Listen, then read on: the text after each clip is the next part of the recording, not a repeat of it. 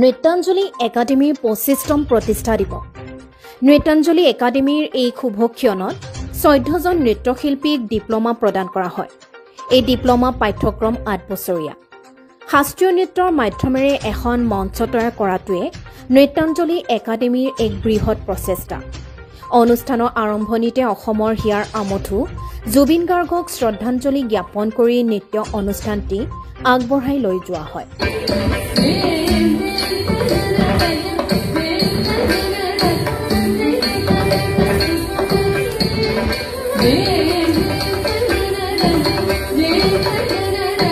জনাইছো আমাৰ এগৰাকী ডিপ্ল'মাধাৰী প্ৰশিক্ষাৰ্থী শ্ৰীযুত দিলীপ দাস আৰু শ্ৰীমতী ৰুমি দাসৰ সুযোগ্য সন্তান উপাসনা দাসক জনাইছো বিশিষ্ট বাহিৰত শ্ৰদ্ধাৰ মাননীয় শ্ৰীযুত গুণীন বৰ্মা ডাঙৰীয়া গোলাপ গামোচাৰে আৰু লগতে সম্বৰ্ধনা জনাইছে অদিতি চক্ৰৱৰ্তী বাইদেউ আৰু প্ৰবীণ কুমাৰ নাথ ডাঙৰীয়া কৰিছে মনিকা দেৱী আৰু প্ৰবীণ কুমাৰ নাথ ডাঙৰীয়া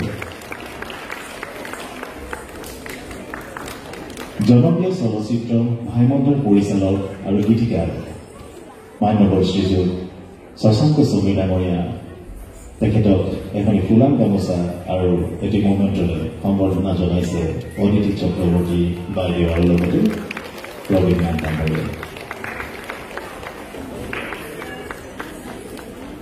আমি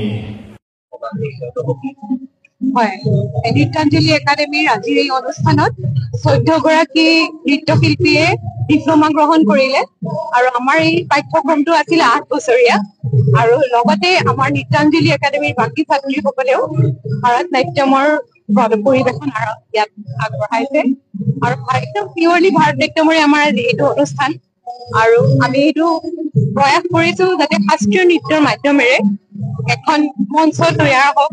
আজি 25 বছৰ হ'ল আৰু তাৰ আগৰে পৰা আমি সৰুৰে পৰা এইটো শাস্ত্ৰীয় নৃত্যৰ লগতে আমি জড়িত হৈ আছো আৰু আমি বিচাৰো আমাৰ সমাজত শাস্ত্ৰীয় নৃত্যৰ এক আৰু উৎসাহজনক এক পৰিৱেশ হওক আৰু আজি আমাৰ অনুষ্ঠানত আৰম্ভণিতে আমি জুবিন দাৰ জাতীয় শিল্পী জুবিন দাৰ প্ৰতি আমি শ্ৰদ্ধাঞ্জলি আগবঢ়ালো।